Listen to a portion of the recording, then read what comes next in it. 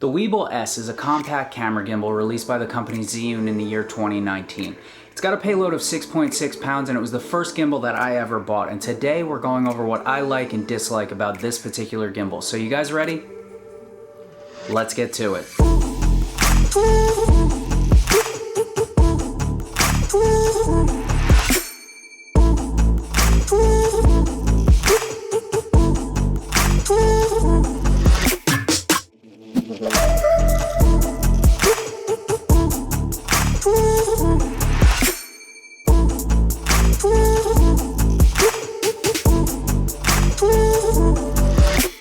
So if you're planning on buying the Zhiyun Weebill S brand new from their website, it's gonna run you about $340. And this is just the bare bones kit. That doesn't include the follow focus motor or the image transmitter.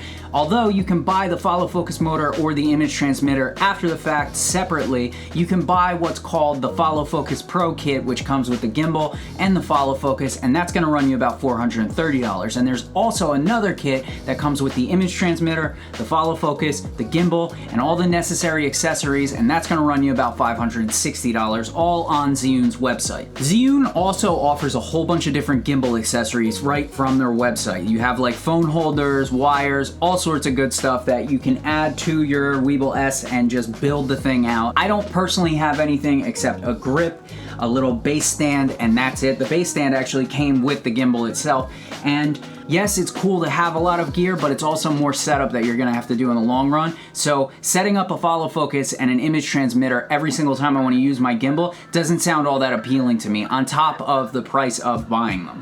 The Weebill S comes in the box with two 18650 batteries. These are what you use to power the gimbal. It has its own dedicated charger with a USB-C input, as it should be, and I really like the removable battery design of the Weebill S. By comparison, the DJI RSC2 has an integrated battery system, which means that if that gimbal dies, you're done shooting until you charge it back up. Unless, of course, you hook up a battery bank, which adds more weight, so it doesn't really count. By comparison, the Weebill S, if you're halfway through a shoot and it dies, you can just pop a fresh set of batteries in and you're good to go. This is especially useful in a professional setting where you can't tell your client, hey, I can't shoot anymore, I gotta charge my gimbal for an hour and a half.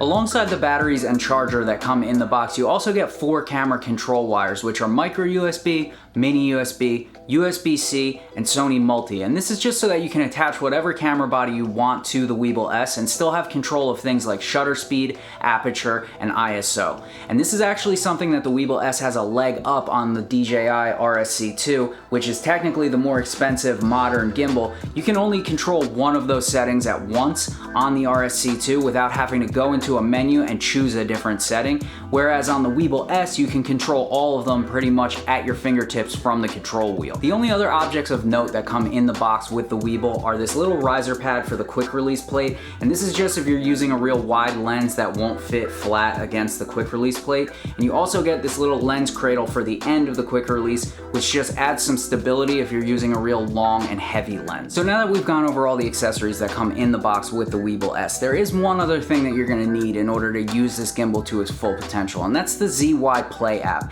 And as far as apps are concerned, it ain't great. I just don't personally like this app. You might not have a bad experience with it, but in my experience, it constantly disconnects from the app. The firmware updates fail half the time, and in the 2 years of owning the Weebill S, I've maybe used the app a handful of times. Moving on to hardware, you may notice that I have this bongo tie wrapped around here, and that's because all the arm locks on my gimbal are broken, and they were broken within 2 months of owning it. And this isn't from wear and tear or damage or dropping. It was literally sitting in the side pocket of my Peak Design Everyday backpack, and the pan lock just stopped working one day. Then after a couple more months, the tilt lock stopped working. So I think the arm locks are just really cheaply made on the Weebill S, and it's not something that you should rely on if you're planning to buy this gimbal. And while we're talking about build quality, the Weebill S isn't horrible other than the arm locks. I would give it like a 5 or a 6 out of 10. It feels kind of plasticky because the whole body is plastic. The arms are metal, but by comparison, the DJI Ronin RSC2 feels like an all-metal, rugged professional's tool. The Weebill S is more toyish and airy in comparison. The low point on this thing, other than the arm locks, is definitely the control wheel. It feels airy and cheap and plasticky. Even compared to the rest of the gimbal, it just feels out of place and like it was under-designed compared to the rest of the gimbal. And it's a shame because the control wheel is like a pivotal part to using this thing. It controls everything in the gimbal and in the camera. So I feel like they definitely shouldn't have cheaped out on that one part of the gimbal. One of the things that drew me to the Weebill S over pretty much every other gimbal on the market is the by default underslung design that it has. I just feel like it's a much more natural feeling way to hold a gimbal than trying to hold it like a baseball bat or a lightsaber. And I actually like this design so much that when I upgraded to the RSC2 made by DJI, I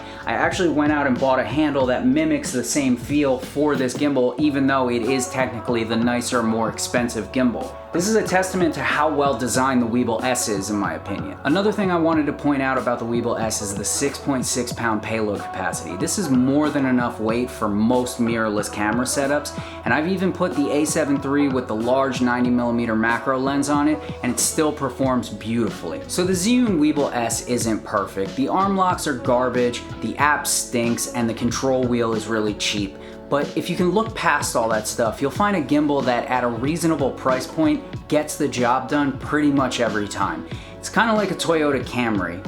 It's not gonna get you there in style, but it's definitely gonna get you there most of the time.